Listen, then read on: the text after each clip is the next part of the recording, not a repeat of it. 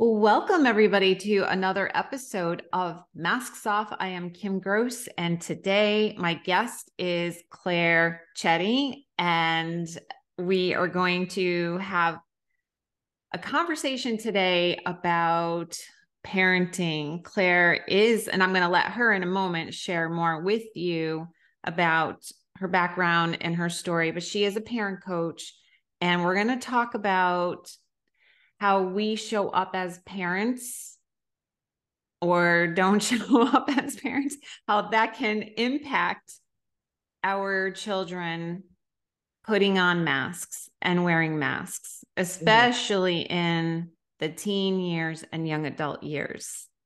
And to help us with that conversation, I'm going to start with the quote that Claire shared with me, and I'm going to share with you, is by Dr. Dan Siegel. And the quote is, "The strongest predictor of a child's well-being is a parent's self-understanding." Oh, I get that. I get that for sure. So welcome, Claire. Welcome, welcome. Thank you. Yeah, that quote is a good one. Yeah. I'm gonna sit on that one for a bit. Yeah. So before you jump in and tell us who you are, how does that quote land for you? Why does that quote resonate? If you had asked me that 20 years ago, I would have been like, what are you even talking about? Honestly, like just my own journey over the past 20 years with my own kids and just the level of how much I personally have grown, and it's just that self-understanding really, it's just self-understanding is a big topic in of itself, but Sure. the more we can understand ourselves, what's happening, why it's happening, Dr. Dan Siegel calls it making sense of things, the more we can be available to our children and help them make sense of things. And the more they can make sense of things, the earlier they can do that, the better off they'll be. So really, a parent's self-understanding and taking that time is how you change generational patterns that can change the family for generations to come. Now for me, land big because I understand the absolute truth of it because I've experienced it myself and with my own family. 100%. I totally agree. And I have also had that same experience. So I do know exactly what you're saying. And yes, even 10 years ago for me, I just would have said, I don't really know what that means. Like it just wouldn't land. So thank you for sharing that. And tell us a little bit about who you are and what you do in the world.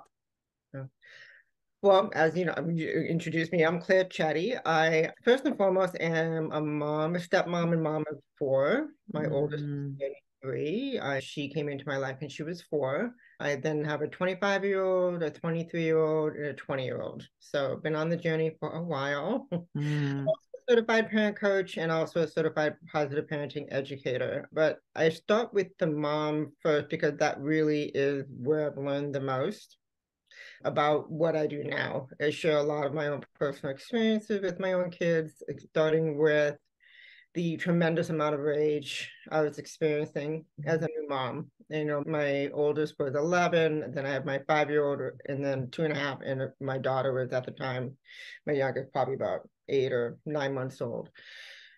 And there was just one day in July 2003. I remember the day, and it was just the day that I literally threw a phone across the room because and I remember thinking, like, while I'm watching the phone go, I'm thinking at the same time, did I seriously just do that? And so then as the phone hits the wall and it breaks into smithereens, I mean, I remember looking down at my 5-year-old and my 2.5-year-old, but it was my 5-year-old who was looking at me. And I was just like, oh, I got to change this. Like the look was what I now say, I'm not a mom who cares. I'm a mom who scares. Like I scared him. I knew that I recognized the look on his face. And I'm like, I can't do this. I don't want to have this household. So what I now say is what I had to do to change my relationship with rage so I could have actually a deeper relationship with my kids.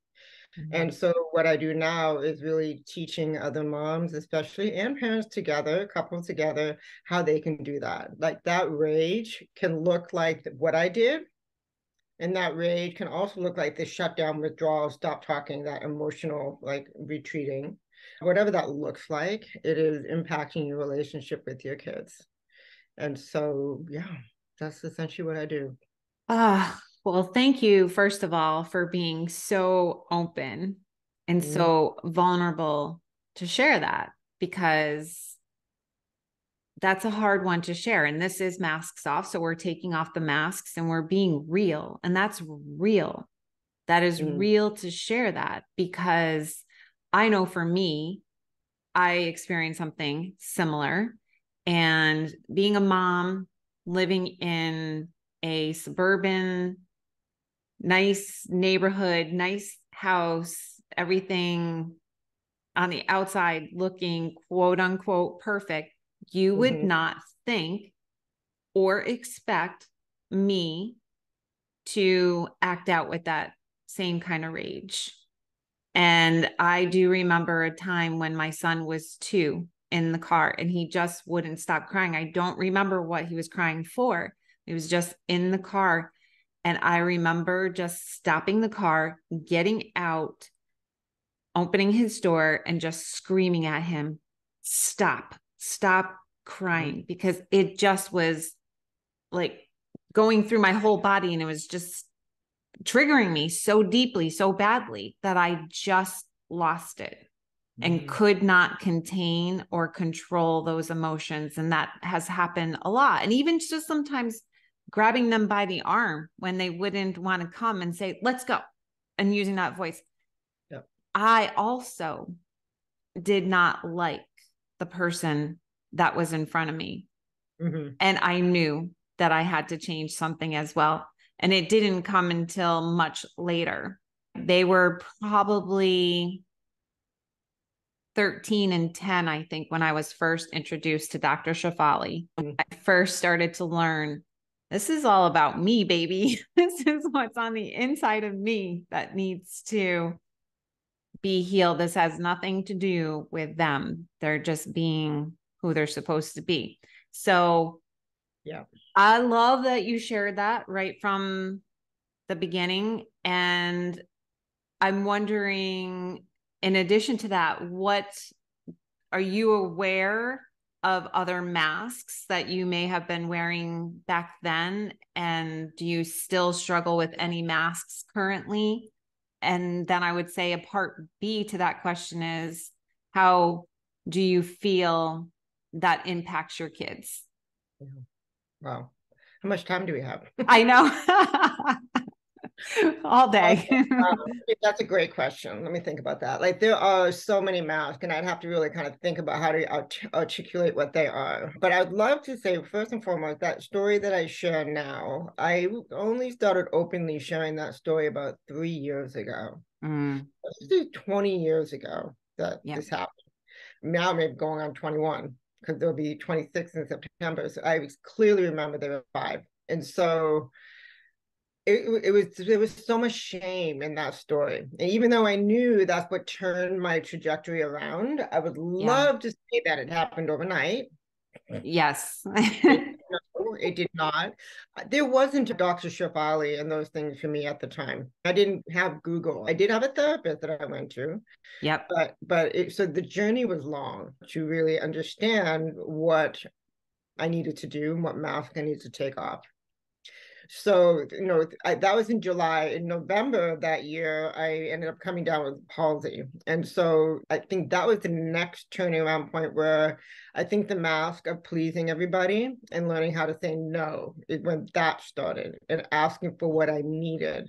I was on the West Coast. The rest of my mom and my family were on the East Coast. And so the idea was, well, you chose to move. So I didn't really have any support, like the tribe, that natural village that we have with our families, right? So it was just a very lonely time. And the idea, well, you wanted this, so it's, suck it up, baby. And to have the house clean and have the meals on the table and have the well-behaved kids and be the good wife, and also because you're there at home, help your husband with the books. And it was just saying yes to everything, doing all the play dates, doing all the volunteering, like the school stuff. And Never mind just doing the whole blended family thing, right? So you just be a good girl and do the thing. And I know that the pressure just got to be too much because I just was not understanding what I needed. And I didn't even know I had needs.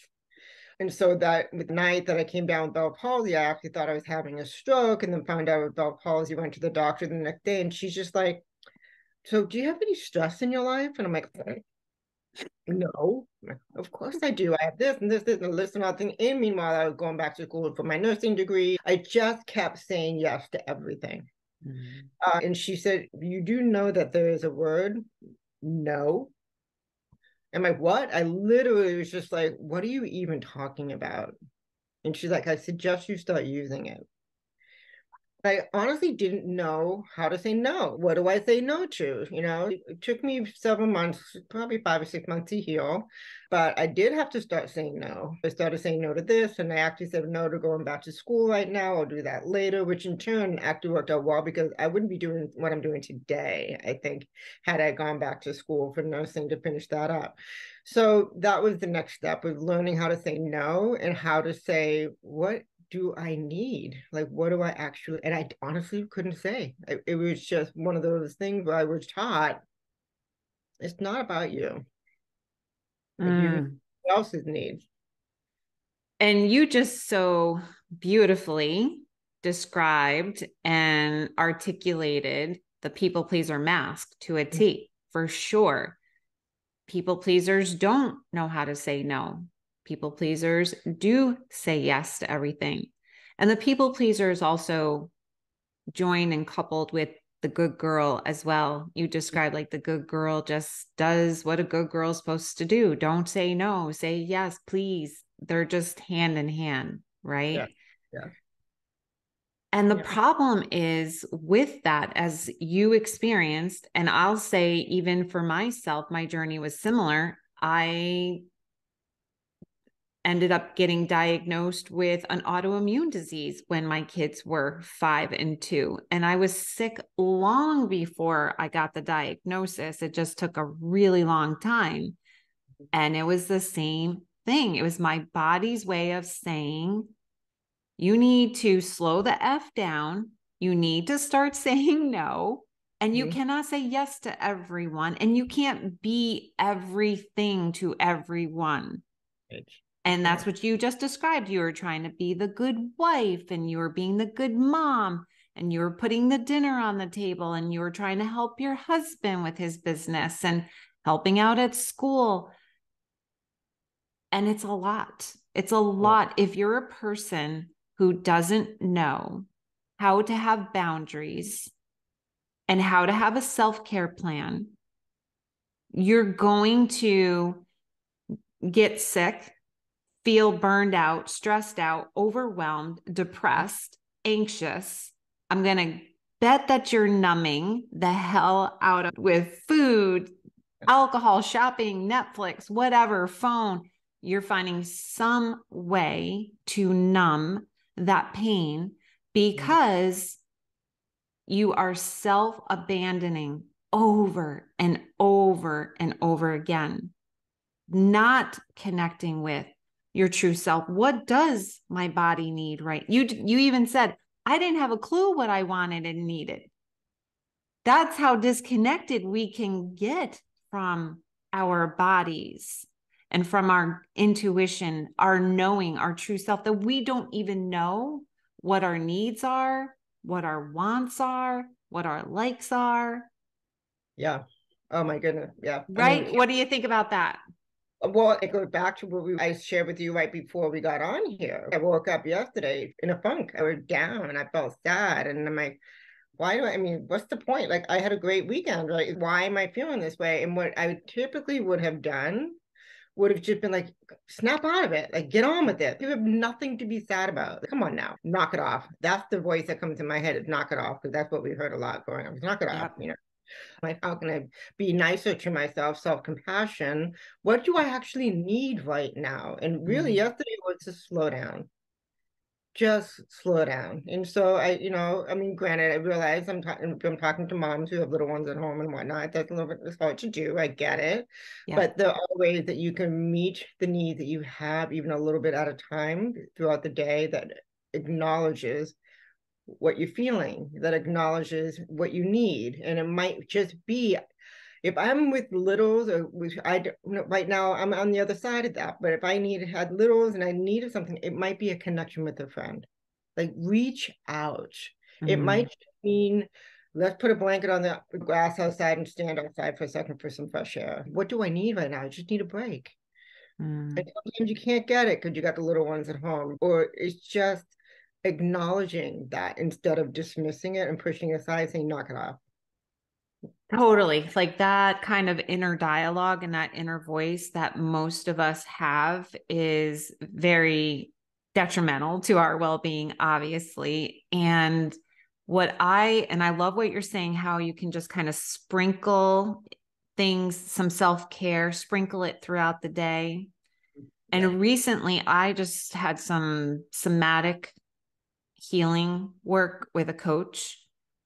And I can honestly say that I never, before that work with her, I did not know what it was truly like to have a relationship with my inner child and to connect with my inner child, because I was always abandoning her, right? That's what we're talking about. Like, abandoning her. Just what do you mean you want something right now? What do you mean you're tired? You're suck it up. Or what word did knock it off, right? Knock it off, little one. But Yeah. now what I do is, and I can do this throughout the day. I don't have to take a big chunk of my day. If I'm just noticing something, if I'm noticing I want to go into the refrigerator and grab something to eat and I'm truly not hungry, or I'm feeling overly tired, I just check in with her. Or if I'm just super busy and I say to her, or overwhelmed, and I say to my inner child, I know this is a lot right now. We're going through a lot. And I just take a few deep breaths, Mhm. but I promise I'm coming back. I'm coming back to you. I'm not abandoning you, right? I know I'm pushing you a little hard, or whatever the case is. So if we were talking to moms who had little ones, as you said, because it's very hard, you can't leave your little ones, Mhm. is to just kind of reconnect with your inner child. Just hand on heart can just take a few minutes. It can be a few minutes in the morning, a few minutes every hour before bed, and just, I know that's tough right now, or I know this is a lot. There's a lot that's being demanded of you because there's little ones to take care of, and I'm Mhm. here. Just that compassion can go such a long way, right? Mhm. Absolutely. And 100. you have a program, yours is CARES, right? So what do you offer? Well, two things we'll do. We'll talk about what you offer in your program in terms of how you help parents Mhm. specifically to stop yelling, right? And then let's talk about why that's so important, because how the yelling can, what's the word, contribute to or lead to or exacerbate our children to putting on masks. So CARES, the CARES, basically I call it a CARES approach to parenting, because I used to call it a pathway, like these 5 steps. Then anytime I hear 5 steps, 5 secrets kind of thing, I go, one, why are they secret? But two, 5 steps and you get there. That's not how this goes. It's a Mm. journey, right? Mine are older and I'm like, seriously, there's another one. There's another trigger here. Like, they really, I'm like, when will this ever be over? And it's not. And that's part of the journey. And that's part of the actual beauty of growing and learning. And so that's why I changed it to approach. And so essentially what I do is I work with moms mostly, but I do work with couples together who are just finding themselves disconnected from their kid, whether it be because they're yelling or because they're frustrated, or it could be they just can't seem to make a connection, and they're feeling like something needs to change. They just don't know how, And so CARES is literally what I did in my journey. It was about, I think I wrote it out sometime in 2018, 19, where I was doing a presentation about power struggles, I'm like, what did I actually do? And I just kind of, and it just came out as like, I started with catching myself. Sometimes that catching yourself is after the fact, like you've already done the thing, right? But then it's learning how to understand your patterns, your triggers, understanding like your body sensations, what are the emotions you're feeling, how do you actually create space? So it really does break it down. Like, how do you get to the letter R of care, which is relationship? Because that's what it's about. Remembering the relationship, right? So CA ends up becoming what's called conscious awareness, remembering the relationship that flips the script from being about me, conscious awareness, to being about we. And that's where we're engaging. That's the letter E, and we're solving problems, the letter F with our children. And in that space, we're actually in relationship with them. And it's really important to note that this process is not about letting the kid do whatever they want, especially in the remembering the relationship part. We're actually choosing the relationship over being right now. Like, we might be right. They have to be home by 11 o'clock curfew, like whatever the case may be. However, you're choosing the relationship first. And you're engaging with them. And it is not about letting them get away with whatever they want, but it's in that place that another quote, one of my favorites, is like, when they feel like you've seen their perspective, they're much more receptive to what you have to say. And that's where your power is really being able to guide them from a place of having seen their point of view and being able to be okay with what they're saying, even though you don't agree, right? But so that basically cares, is I really show parents where they're at. And sometimes you'll be in the letter E and you're engaging and everything's good with your kids, and they say something, boop, you're back up in the C, you're triggered, you're like, oh, like in that space. I still do this today. This weekend had one of my kiddos home, and we were having a conversation, and it was a harder conversation, and we are engaging, and they said something and I could feel it. I could feel the trigger. I could feel the heart. I could feel the shortness of breath coming in. And I noticed that awareness, like, okay, I'm triggered. My body's in this space and I want to be in a relationship. Catching it, and staying in relationship and being with them in the conversation. And then because of that, we were able to really get into that phase of like understanding what was going on. And there wasn't a problem to solve in this particular case, but that's essentially what that's why it's an up and down. It's an approach. It's not like, oh, get to E and you're good to go, because there will be times you're like, whoop, back in the C. And it's being able to notice what that is, and the letter A of assessing, what do I need? So because it always starts with you. So sometimes what I needed to take a break from the conversation for the moment. Right? Yeah. There have been my daughter or one of my kids be like, you know what, I'm getting triggered, I need to take a break. And they've been with me for so long with this now, they're like, okay. And then when we're done, we come back to it. It's just this ability to move in and out of a conversation and stay in relationship. Does it work 100% of the time? No, because I'm human and I'll blow it and I'll say something I wish I hadn't said, but then that's the repair, right? So there's the approach. So that's essentially what I do. I love that you said that, because the repair is so important. And what that is underscoring is that by recognizing the repair says that it's about progress and not perfection, which is another mask of perfection. Because you're right, you don't want to get into this place as a parent of thinking that you go through this approach and boom, all of a sudden it's going to be perfect.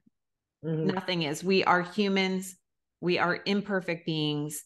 We will, as you said before, always be healing and, up leveling. Yes, but always healing. And the masks are going to continue to creep in from time to time, no matter how much work we do. I've been doing healing work for a long time, and my masks can still come back. The difference is that they show up differently. I catch it sooner. They're not glued on the way they were before. I have that awareness when I get triggered. Oh, there's my people-pleasing mask. Oh, there's my caretaking mask. Oh, I just wanted to rescue my 21-year-old daughter. Oh, and then I see it. And like you said, sometimes it's after the fact. And then sometimes I can catch it in the moment. but it's about progress. It's about that, you said, that weaving in and out, that up and down. It's not a straight linear, here we go, perfection piece. So I love that you underscored that, or that you said that. And then the other thing that I was really kind of asking with the yelling and even just your journey with your own kids, how have you seen the behavior, and even if it's for other parents, contribute to them putting on the masks? And even now where you are currently in your journey, because you've done so much work and growth, how is that helping them to maybe be aware of their own masks and how they can take them off? I love that. Yes. This is the part that sometimes when I've been, oh, I did this journey and I did all this learning and growing. And so they're going to be fine, right? They're just fine. And then like this past weekend, I have a conversation with my kid. I'm like, oh, Mayday, there's the mask right there. Mayday. Yeah. Like, oh my gosh, I tried so hard not to have you have this mask too. Right. However, in my own growth, I wasn't, that's even now I'm learning. I'm like, oh, I can see how you have that, because even when I was trying to change it, I was still doing my own work. But here's the beautiful thing about this is we can actually have a conversation about it today. And this is what I mean by making sense of things. So a parent's self-understanding, like, oh, I can see it now. Turn to your kiddo, remember the relationship. I am so sorry about this. And how do you feel about that experience that happened when you were 15 that I didn't see because I wasn't at that up leveling yet? So here I am now going, oh, wow, I can see that. I am so sorry. It was never you, you know? And I've had many of these conversations with my young adult children, and it's just a beautiful thing because then they go, oh, okay, thank you. And we can have the conversation about it. Now, trust me, sometimes it's like, and I think maybe that might have been part of what I was going through yesterday, was just the grief of having not known at the time and have my kiddo struggle and suffer because of something.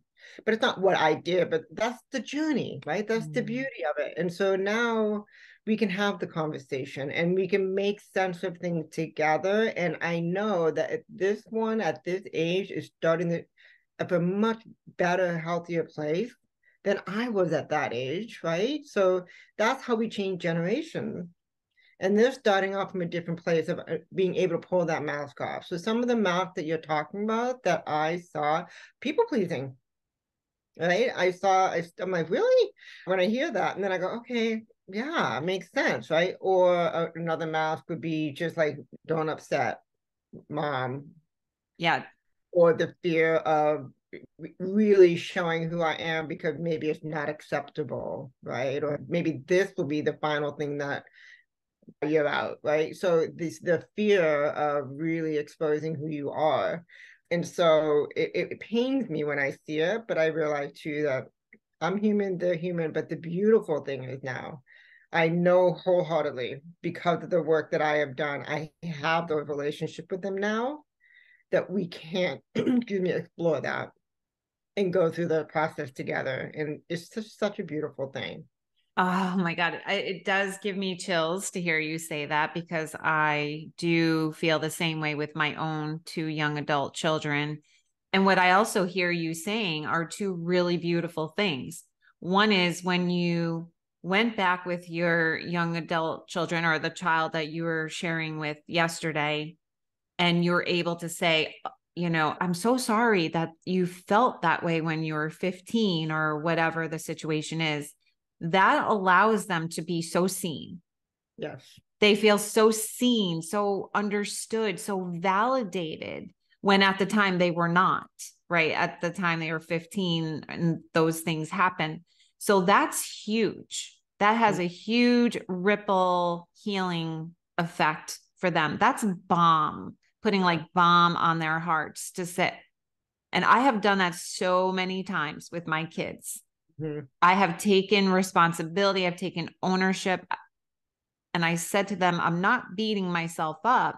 I'm just saying, I'm really sorry that that was your experience and that Yeah. you experienced me in that way. And I Mhm. talk about that with them all the time. So Mhm. you're 100% right when you say that where they are today is much further down the path than where you and I were at their age. Is it perfect? No. Are they still struggling? Yes. Do they still need therapy? Yes. Will they still have a lot to undo? Yes.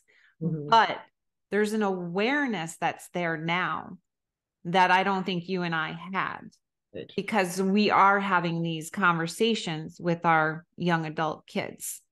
And Yeah. the other important thing that you talked about as we start to round up the conversation is what was so important that you did for yourself, which was, it sounds to me like you allowed yourself to feel that grief, because there is grief. I feel it. Sometimes we'll get in that place too of, shit, Yeah. I wish that I didn't show up that way. I'll go to that place.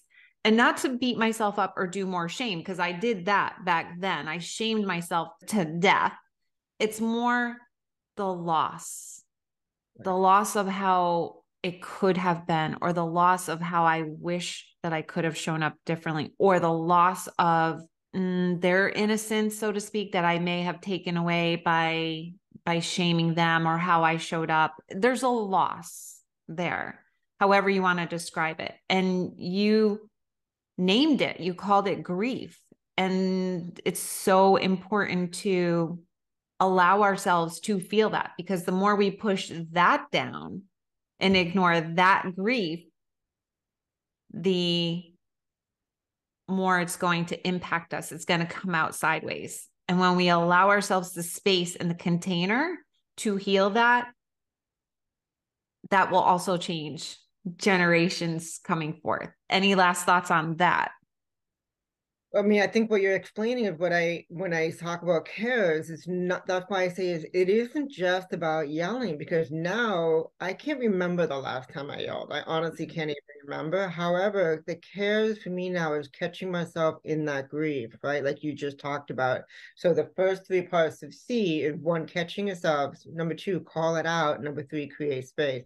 I catch myself. I'm having a reaction. I can feel it in my body. I'm feeling down. I'm feeling like what's, and instead of going, knock it off, Claire, right? Push it down, move on. It's going to come out in another way. It's going to come out at some point, whether it be, too much alcohol, right? Or yelling at someone else, or like whatever it might be. It might be yelling at the guy who passed me on the freeway. Like it's going to come out in some way, shape, or form. So being able to call it out is like, whew, like, oh, I'm feeling really kind of sad today. Creating space. What do I like? Maybe it's breathing, maybe it's reading a book, maybe whatever that space is that you're able to do, but it leads right into that assessing of what is it that I need, and just acknowledging it. That calling it out part, I think, is very much underestimated how powerful that is. But even if you're in the thick of it with your kiddo, and you're really angry, or you're feeling dismissed, or you're feeling frustrated, you're feeling powerless, you're feeling out of control, whew, I'm feeling this. I am feeling this. The key is not to say you're making me feel, because then you're giving your power away, right? But that calling it out, you can reduce that stress up to like 50% or something like that. Like it is so powerful to say it. So that grief, yes. Oh, I'm so sad that I could not have shown up better. Yeah.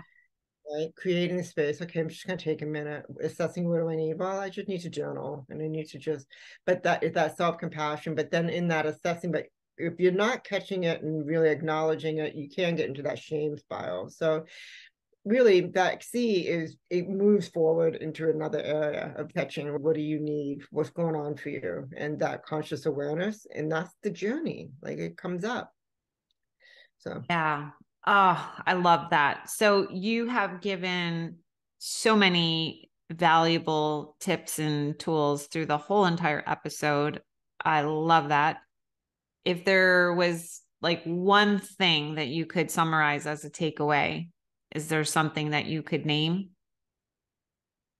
it's not about perfection. Mm, You're going to mess up. it's exhausting to trying not to mess up, right? So this doesn't mean that you get to go around and do whatever you want, like, but that's part of the work. But this just, it's okay. Like, and it's okay. Never too late. It's not about perfection, just presence, practice, like just staying with it, stay the course, and just, just in that self-compassion. I don't know if that's clear, but that's kind of what comes up for me.